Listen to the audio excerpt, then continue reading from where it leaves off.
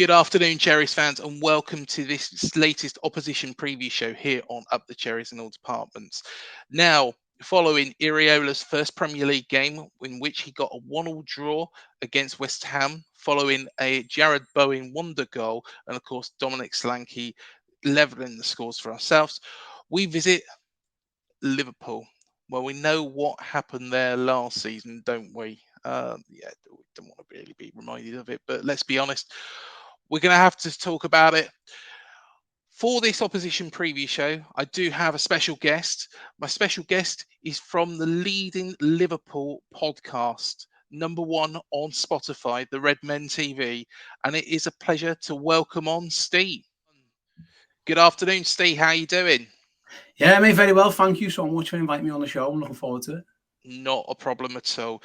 Well, I'll tell you what, let's get it out of the way, firstly. That game last season, we're coming back to Anfield. The last one was memorable for Bournemouth fans, just for all the wrong reasons, really.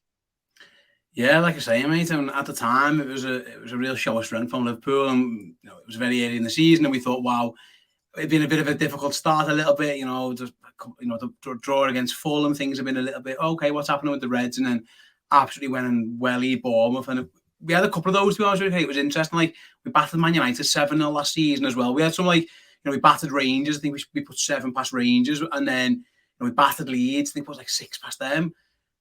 That one, but then those games, then we were inconsistent as well. So at the time, it looked brilliant. It looked like, wow, right, okay, Liverpool have turned a corner here. It wasn't really. Liverpool ended up having a pretty disappointing season. Obviously, out of all the cup competitions relatively early, scrapping at the very end of the season, just trying to get top 4, having to go on what would have been, an almost 10-game winning run, which Liverpool just about weren't able to do, unfortunately. So, yeah, that game stands out for a lot of reasons. Liverpool were excellent, obviously. Bournemouth were very poor. The manager got sacked after it, and things changed. So, yeah, like I say, I mean, if they want to repeat that at the weekend, we'd be more than grateful. But I'll be honest, I'm not hanging my hat on that. Well, considering you were so dominant in certain games, and against Manchester United, saw that game, you absolutely destroyed them. And that was when Man United were in a good run of form as well. What went wrong for the rest of the season? Because it's a bit strange that you're dominant in some games, and let's be fair, I had you down last season to win the league because I thought, and especially after that just confirmed it, that 9-0 win. But what went wrong during the rest of it? There's so many things. Right? Liverpool, they messed up the transfer window in the summer. They needed to go and get a midfielder, and they decided not to. And then all of a sudden, they were left scrambling around and signing Arthur Melo on deadline day on loan, who played a grand total of 13 minutes and then got injured, and that was him done. So that was one. There was a severe drop-off in a couple of players. I think it was physically as well. It's been very hard to play for Liverpool. Liverpool have been flat out, getting to finals, winning trophies for like 3, 4, 5 years now. And I think it just got to a point where it's probably a bit too far, one step too far for Fabinho, for Jordan Henderson.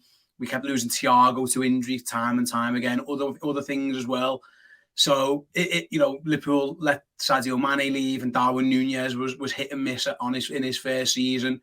Got sent off in the second game, obviously against Crystal Palace. So it was just there was numerous factors. Virgil van Dijk looked like he was feeling it a little bit, and if you think about it, it's understandable. Liverpool the season before got to they got to 3 finals. They were half an hour away from winning the title. They played every game at such a high intensity, and then there was a shortened break, and then obviously we had to play, and then there was a World Cup. It just felt like Liverpool ran out of steam, and I think that explains a little bit why already there's been quite a few departures in the summer. Liverpool have signed 2 players, looking to sign more. I think it was probably just the end of a cycle, and by getting to doing so well in 2022, we obviously win 2 trophies, get to the Champions League final, almost win a title. Liverpool were a couple of bounces of a different ball away from being quadruple winners. That's how close they got. I think that almost put the plans back another year. That was probably the summer where things needed to change. But because it got to June, and Liverpool, it was like, let's go and win the Champions League. Let's go win the Champions League. Almost all your planning's kind of gone. By the time, they were off for 3 weeks, and then they were back again because the season was starting with the World Cup. So in general, I think it was that. But there were definite positives to take from last season. You know, like say the 9 and the 7, really standout moments. But overall, just a lack of consistency from game to game. I felt a lot of it was physical. Some of it was mental. Like the lads were probably drained as well. Some lads just probably on the other side of the hill a little bit. And then it all culminated in the fact that, you know, we beat Man United 7-0 and then get beat at Bournemouth 1-0, you know, the next week. Or, you know, we beat Manchester City, but then get beat by Nottingham Forest at the week. Like things like that, it just doesn't make sense. Yeah. And that's the lack of consistency. And I think that came for for numerous reasons, like I mentioned before. You've already made 2 signings, or 2 big signings, I should say, of Dominic Szoboszlai and also Alexis McAllister as well from Brighton, who was very, very good. They went straight into the game against Chelsea. And what did you make of them? Yeah, they're both brilliant. To be honest with you, they're 2 top players. So let's talk Szoboszlai first. He's the, you know, Liverpool now effectively play 2 number 8s. They ask someone to hold. And I think Alexis McAllister's probably going to be one of those number 8s soon if Liverpool can sort out the defensive midfielder issues that obviously they had some high-profile departures and then obviously two targets that they wanted have ended up at Chelsea. So McAllister ends up playing 6, but Szoboszlai, he's a big guy, you know, physically imposing, really good on the ball, good dribbling, strong, got an eye for goal, you know, double-digit goals and assists at Leipzig. So that's something that Liverpool haven't had actually, a midfielder who scores goals. Curtis Jones should be that, but it never really shown it. A couple of goals at the end of last season. Harvey Elliott, similar really. So Szoboszlai's been brought in genuinely. I think it's just the goals and assists from midfield. McAllister, like I say, he's brilliant. He is like, you can tell why he's in the World Cup winning squad. He's something else. But he played number 6 against Chelsea, like defensive midfield, which isn't really, he can do it, but it's not really, you're not going to get the best of him there. He's probably going to have to do the same against Bournemouth, actually, because even if Liverpool sign anybody now, there's links to Corey from Palace and Andre from Figueirense, but that's not going to happen in time for Saturday. So the chances are McAllister will play there, and he was really good. Don't get me wrong, he can do it. He's technically sound and he's aggressive. He's got that, you know, a little bit of Argentinian gnarl to him, but he is being played slightly out of position at the moment. But no, I don't think any Liverpool fans are unhappy with either of those 2 signings. The general discourse is more, well, that those 2 were done a long time ago. We've since sold the 2 midfielders who played more games than anyone last season, in Henderson and Fabinho, and there's no replacement in the door yet. I think that's the worry. So McAllister and Szoboszlai will play against Bournemouth. I'm almost certain of that. Probably he used Gakpo as a midfield the other day. He might stick with that and go really attacking. Elliott's an opportunity, maybe Jones, but those 2 since you know, all through pre-season and against Chelsea, I think everyone's been really impressed with those 2. It has been a bit of a frustrating transfer window, like you say there, Steve. And there's a number of players that Liverpool have missed out on. Of course, Lavia from Southampton. What do you think the problem is with that? Is it that you haven't acted to, or have you acted too soon, and some other teams have poached them from under your nose? I think what happened is Liverpool didn't think Lavia was worth what Southampton wanted originally. And then the market changed a little bit and we saw a few other players, you know, moving for big fees. And then the Saudi stuff comes and all of a sudden what once was a £30 million player is now a £50 million player. We sold Fabinho for 40. So, and things changed. So Liverpool at the start of the summer were like, we like Lavia, but we'll pay like 30. And then a few weeks later, they're bidding 45, 46. And at this point, you know, Chelsea tried to buy him after like 2 weeks that he was at Southampton. So they've had a long-term interest in him as well. Yeah. So the Lavia stuff, and it felt like Liverpool parked that because they were presented with an opportunity potentially to try and sign Moises Caicedo. They agreed the fee with Brighton for £111 million, British record. Didn't get that one done. He had his heart set on Chelsea, which is fair enough. That's his prerogative. But it almost felt like maybe that annoyed Lavia a little bit. It's like, well, you know, I don't want to be anyone's second. What happened there? I was signing, then I wasn't. And I think Liverpool messed him about a bit. So ultimately, I think the Caicedo thing where somebody in the Caicedo camp gave Liverpool a bit of a bum steer, basically, and said, you know, if you bid the money, he'll come to you. Liverpool do that. So they're not going to pay 50 million for Lavia and 11 million pounds for Caicedo. I think that's what's ultimately cost them in the Lavia thing. So the frustration is, Craig, is that defensive midfielder was an issue last year, and we had 2. We had Fabinho and we had Henderson, and they were both playing poorly, and yet we've got no one. There's one number recognised defensive midfielder in our squad. It's Stefan Bajcetic. He's 19, and he had a really promising start last season, but he's injured. He got injured because he played too much, and that is the concern, really. The fundamental part of your team is whoever anchors your midfield, and we haven't got one, and that's what's happened. Basically, Liverpool have left it very, very late. So now the issue is everyone knows we're desperate for a defensive midfielder. Everyone knows there's £111 million bearing a hole in the pocket.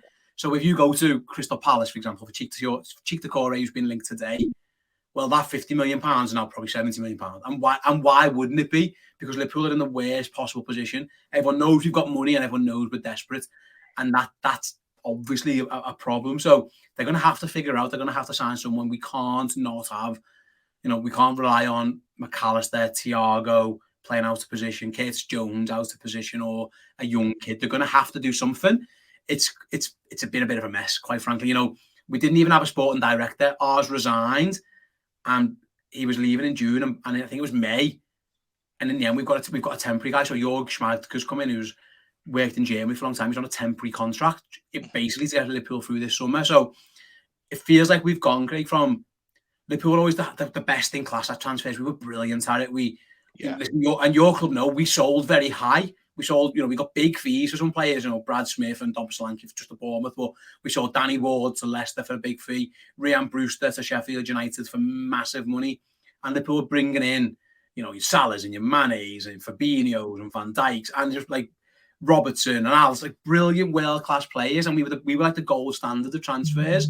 And this summer, it's been the opposite. Liverpool look like they've been made to look foolish by a couple of agents and a couple of players, and obviously that's hugely concerning for the fan base. I'm quite pleased you left off there, but I'm going to mention him anyway. But Jordan Ibe. And there's so many of them. Liverpool were brilliant at selling players. Yeah. Now, £40 million for Fabinho probably looks too cheap. When you look at some of the fees, and especially to a Saudi Arabia club who are cash rich, it feels like Liverpool have misjudged the market here. I think this Saudi influence, it's not caught them by surprise, but it's maybe taken them a while to get the alterations, because, listen, in a world where Declan Rice is going for £100 million, Moises Caicedo's 111, but it's just been turned up to 20, hasn't it? It's just crazy money, and I feel like Liverpool are used to driving hard bargains, and they got one with McAllister through a release clause, and they got one relatively with Szoboszlai, high fee, but again, there was no negotiations there. That was a release clause too. It feels like when it's coming to go into these teams are all going, we know you've got loads of money, give us it. And Liverpool are like, oh, okay, kind of stalling a little bit. And then ultimately, that stalling could cost them Lavia. If they just give Southampton £50 million for Lavia 4 weeks ago, he'd be a Liverpool player now. And now we're at a point where they bid 47 and got rejected. It's like, well, if you were going to bid 47, like, you probably could have just bid 54 weeks ago and we wouldn't be in this mess. Yeah, no, I completely understand where you're coming from. Virgil van Dijk, last season, he's been, he's been rock solid at the back of the Liverpool defence. But at times last season, he was unrecognisable, especially in that game down at Dean Court. But he does appear to have picked up a little bit of form. He looked very good against Chelsea. Do you think that Van Dijk is getting back to his best, and he might have just had a bit of an off season or a couple of wobbles? Yeah, you can remember in 2021, he had a massive injury. He did his ACL. Yeah. He came back. He missed the World Cup, and he came back for Liverpool. And he was hit and miss. You're right. He had a bit of a down season. He missed the Euros rather, and it felt like last season, almost at the start, he was really protecting himself, trying to get to that World Cup. He's obviously the captain of the Netherlands as well. And there was a general sense that maybe it was a little bit of that. He played a lot of. He himself admitted in an interview he came back from the ACL and he had to play every game because Liverpool were having it again. They were in for a season where they were trying to win literally everything. So you're not gonna rest Virgil van Dijk for any game when there's a quadruple to potentially win. Yeah. And I think that I think that really affected him.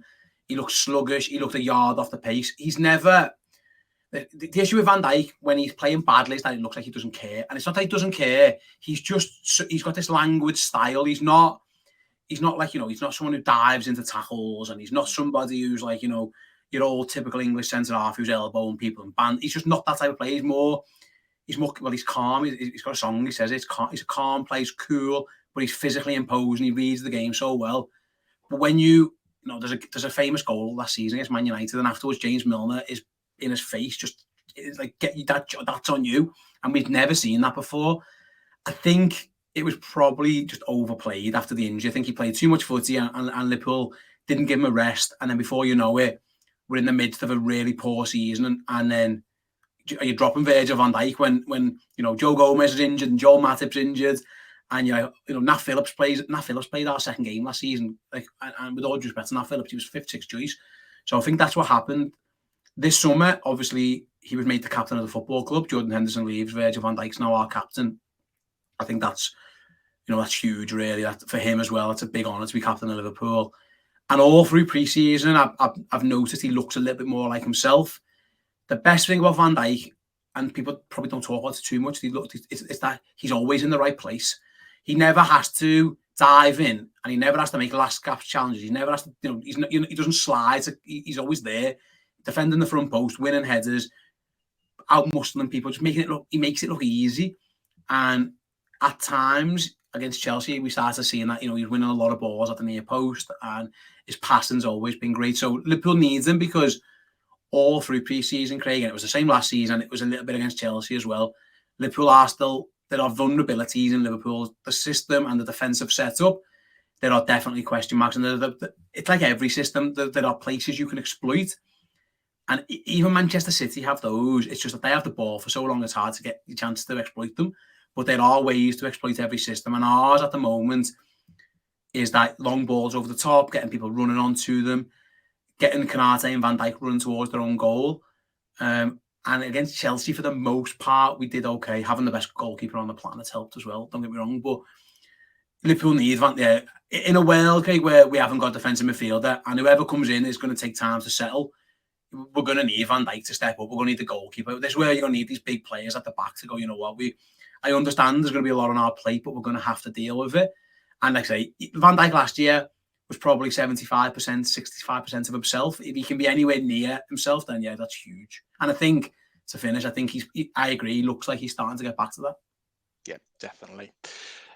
Iraola, of course, is the third manager that Liverpool are coming up against in the Premier League against Bournemouth. Well, this time around anyway. But of course, he plays a very, very attacking, pressing from the front, put the defence under a lot of pressure. How does Klopp deal with that? Klopp will love that. Liverpool want to be pressed. That's exactly what Liverpool want. Liverpool don't want teams sitting back against them and parking the bus. Liverpool want to be pressed, because what they'll do, we effectively, with the ball, Liverpool become a free at the back. Trent Alexander-Arnold moves inside from right back. Everyone's probably seen Man City do it with John Stones, or Arsenal did it with Zinchenko, the inverted full back into midfield. Well, we'll do that. So effectively, if you try and press us, that's what Liverpool wants. Liverpool want to beat that first wave of the press, and then effectively say, we'll have probably 5 attackers, and we'll go, right, it's 5 on 5, and we'll back ourselves to win in transition. Liverpool find it harder to attack against teams who sit back, defend. So that I think Liverpool would be open to that. I think they would back themselves technically on the ball to say, you know what, with Van Dijk, with McAllister, with Trent Alexander-Arnold, with Cody Gakpo, with Szoboszlai, we've got players who are technically good enough to beat the press. You can go long through it with Van Dijk plays these diagonals to Salah.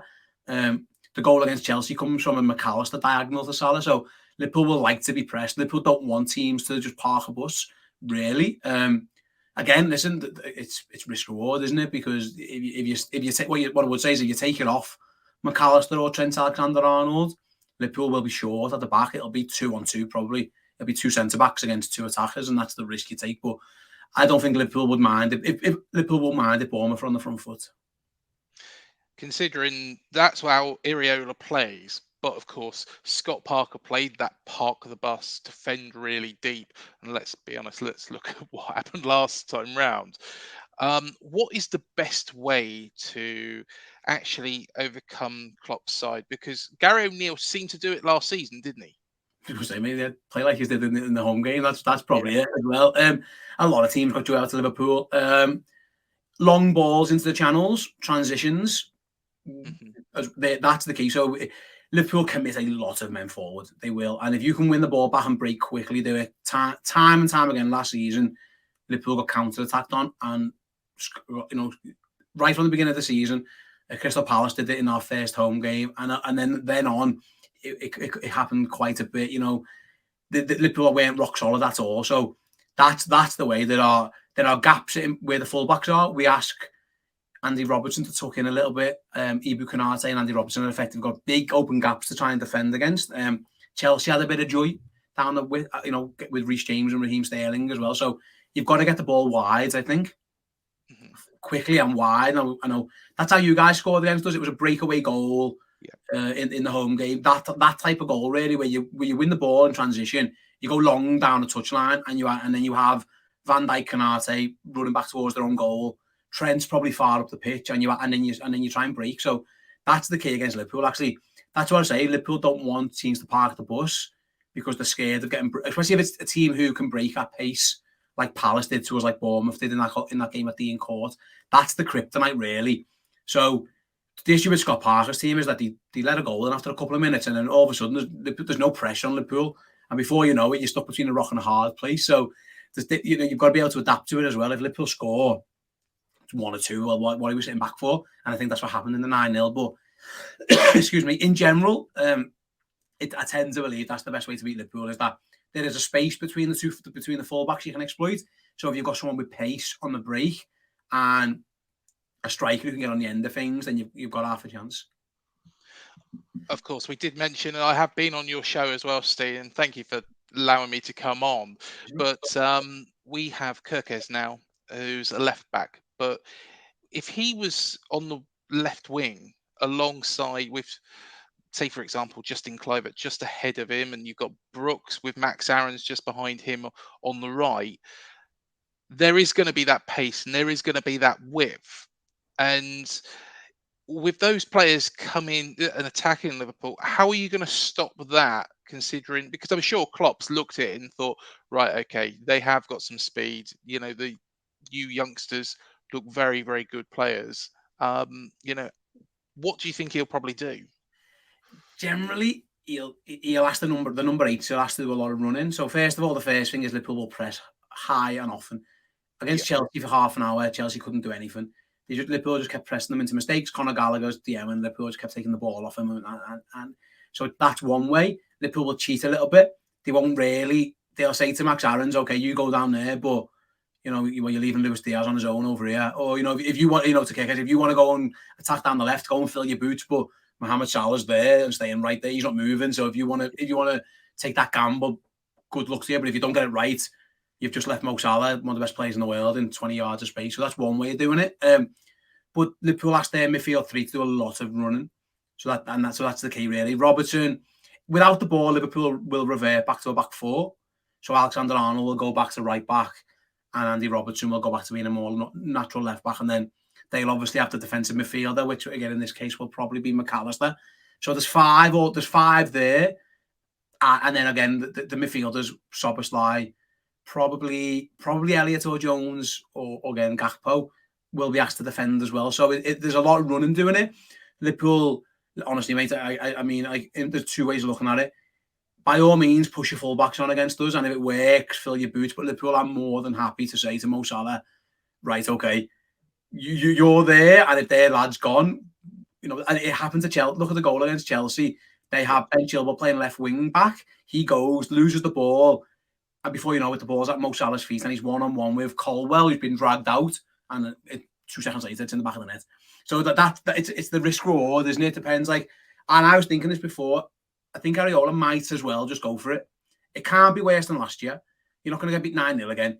And if you're a new manager trying to implement a style of play, you might as well go for it. It's a Bournemouth, really. If Bournemouth get beat at Anfield, please excuse me if I'm wrong. I don't think anyone's heads are going to fall off on the South Coast. I think it's going to be, we give it. If you play well and you give it a go, you can get beat.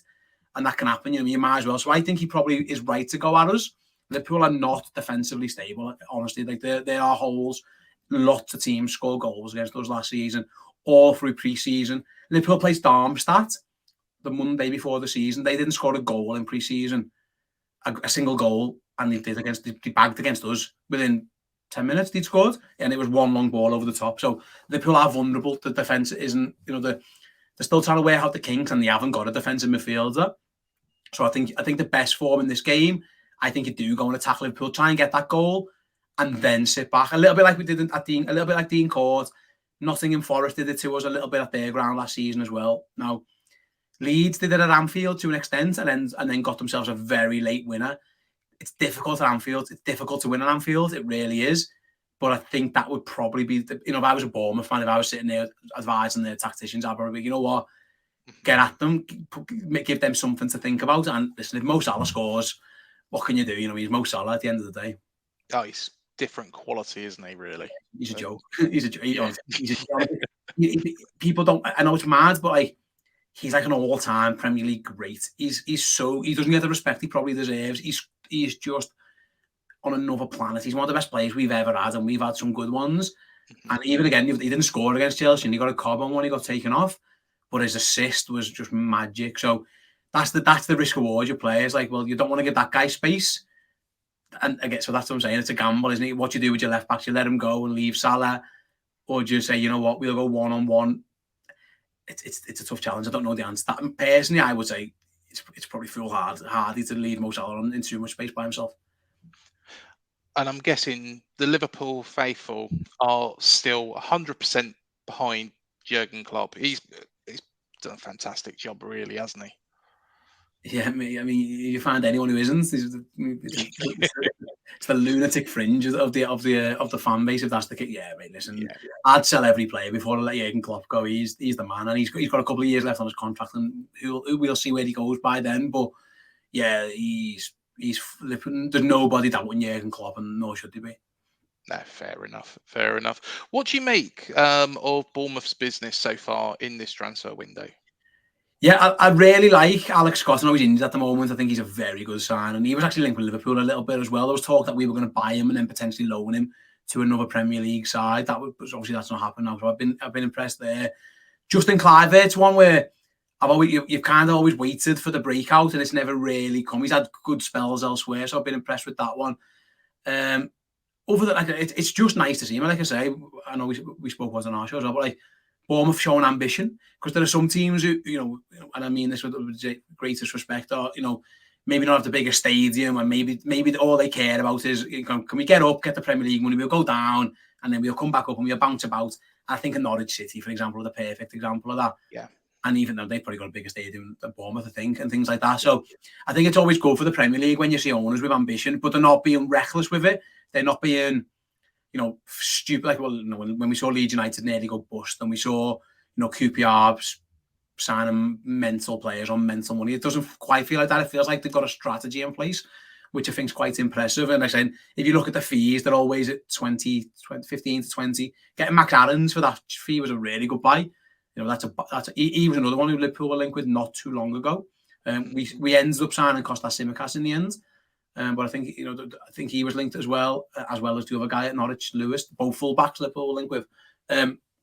So overall, I've been very impressed. I'll be honest, I was so shocked when the manager changed. I thought, I understand it, I really do, but I thought, wow, that was a massive shock to me, because I thought Gary O'Neill did a really good job, and the culture around Bournemouth was starting to change, obviously, and it felt like that was the right decision. So that was a shock to me. I think you've got a very good manager. I think he is a good manager, but that's what I'd say about Bournemouth as a whole. They're a very impressive football club. With ambition, but it's not reckless ambition. It's not like, when you've seen teams like, again, I reference QPR when they're paying Rio Ferdinand and 300 grand a week. It's not that. It's quite smart business, and it just goes to show, like, Bournemouth outbidding AC Milan for players at points in time. Like, the Premier League is awash with cash, and I think I saw, aren't Bournemouth like one of the 20 richest clubs in the world or something like it? It's things like that where the money is there for teams, and you've got to be wise, because everyone's got it. And you look at, there's a team down the road who buy loads of players for loads of money and absolute crap. So there's so you can get it. It's easy to get wrong, Yeah. and that's the only, again, outside looking in. There's been quite a bit of change at Bournemouth, and I do wonder how much change is too much change. You know what I mean? Like, I saw the side against West Ham, and it felt like quite familiar, which is good. There was obviously a couple of new faces, but that would be the only thing. Is like, you change a manager. You don't want a new manager and 6 new first team players all at once. That can be quite disruptive. It feels like they're probably doing it the right way, where they're drip feeding players in, and there's still a relative core of players. So I'm listen, at this moment in time, things could change, but I wouldn't be shocked if Bournemouth have another good season. No, fair enough. And fingers crossed. I think it's exciting times under Iraola, but I completely agree with you on Gary O'Neill. It was very harsh at the time. I was shocked. I was a bit disappointed. There was the mentions of Jesse Marsh and Frank Lampard and Steven Gerrard. I know he's a Liverpool legend, but managers that big names, but not necessarily got the experience that, and I think Gary, surpassed them last season. But Iraola does make sense after what he did at Vallecano, and of course, getting those results against Real Madrid and Barcelona last time round. Um, Before we go on to the predictions, do tell everybody where they can find the Red Men TV. Hopefully, if you just obviously we're everywhere. But if you just Google us, you'll find the socials, you'll find the YouTube, you'll find the website, everything. So yeah, the Liverpool fan media scene is quite large. There are some very, very large channels and podcasters and everything. But we're proud. We're at least in that mix. If we're not number one, we're probably top. We're at least top 2, I would guess. So yeah, if you search for us on YouTube, podcasts, socials, everywhere, search Redmen TV, I'm sure you'll find us. We're not hard to miss. We're very loud and vocal and supporting of our team. So I'm sure you'll see us somewhere. Paul's on the overlap every other week doing his bit as well. So I'm sure you might get sick of us at some point. But yeah, that's where we are, mate. We're everywhere. Good stuff, good stuff. And I did see you're the number 1 Liverpool podcast on Spotify, aren't you? That's correct, mate. Yeah, we are. We more listen. That was last season. I think it was more listens than any other one, which fan made ones. Which that was a nice one. We'll take as many awards and plaudits as we can get. Yeah, why not? Why not? Well, let's go on to the predictions for this game. And I'll tell you what, we'll do a little prediction afterwards as well. But how do you think this is going to go? I would expect Liverpool to win. That would be fair. Liverpool are going to be on the front foot. We have, again, at this moment in time, attack's the best form of defence for us. We've scored a lot of goals in pre-season. Again, it was a bit difficult against Chelsea, but they scored one very good goal, and they were a marginal VAR decision from being 2-0 up at Stamford Bridge in 20 minutes.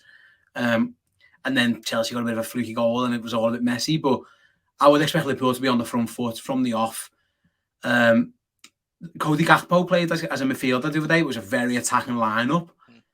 I wouldn't be surprised if it's him, or again, either way, it's him, Elliott, Jones, a very attack-minded Liverpool side. It's effectively a back 3 of Robertson, Van Dijk, and Canate.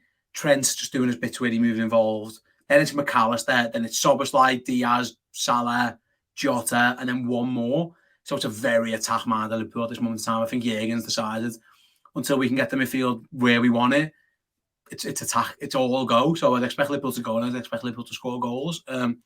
So I imagine that listen, it's not going to be 9-0, but I imagine Liverpool are going to be very much on the front foot from the off, and they need to be, really, because that's when we're at our best. When Liverpool, we're not Man City in terms of we're not going to kill you with possession. We're not going to we're not going to do that here. Liverpool are a very impactful side and have impactful moments, and it's almost like, I always say, like, it's almost walking pace, bang, and then it's very, very fast. Yeah. So I think it'll be that. I think Liverpool will try and come out the blocks very, very quickly. I'm going to go for a 1-1, but Okay. the reason why I'm going to go for a 1-1 is definitely down that left wing, Kirkes, and of course Justin Kluivert. Has Dom got something to prove? I think he's proved he can do it at this level now, but maybe he has to Liverpool and Jürgen Klopp. So I'm going to go for a 1-1 draw. But that's probably heart rather than head speaking, to be honest, Steve. So yeah, I'll put my bets on at 1-1. But final prediction question concerns the lockdown, well, across the park from yourselves. Um, I've predicted that they're going to go down this season. Firstly, what do you Liverpool fans think? And also, would you miss them? Oh no, they can go. What I would say to you, mate, right, is Everton are like they're like the bad guy in Austin Powers. You know when he's like he blows his head off and he throws him out of a building. He's like, "Why won't you die?" There is just the universe doesn't want Everton to be relegated, no matter what happens or how it happens. They just don't go away. They're like the bad turd that won't flush. So I'm past predicting Everton to get relegated now because the last two times they should have went down 2 years ago, and they should have went down last year because they're rubbish. Mm. Um, so, all I would say is that I actually think the Premier League at the bottom is a bit weaker than it was last year. I think it was a really strong Premier League last year.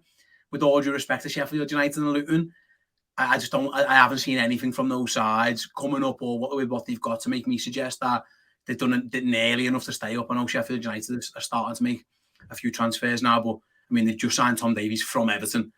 There's probably not enough. So it feels to me like those two almost make it. That's only going to be one spot up for grabs, and I just can't believe they never went down last year. Honestly, it was just like that was the year because they can't score goals. They're rubbish. So I've been listening. It's a mix, isn't it? There were a lot of people that I know personally, friends of mine who are like, I don't want them to get relegated. I've missed the derby.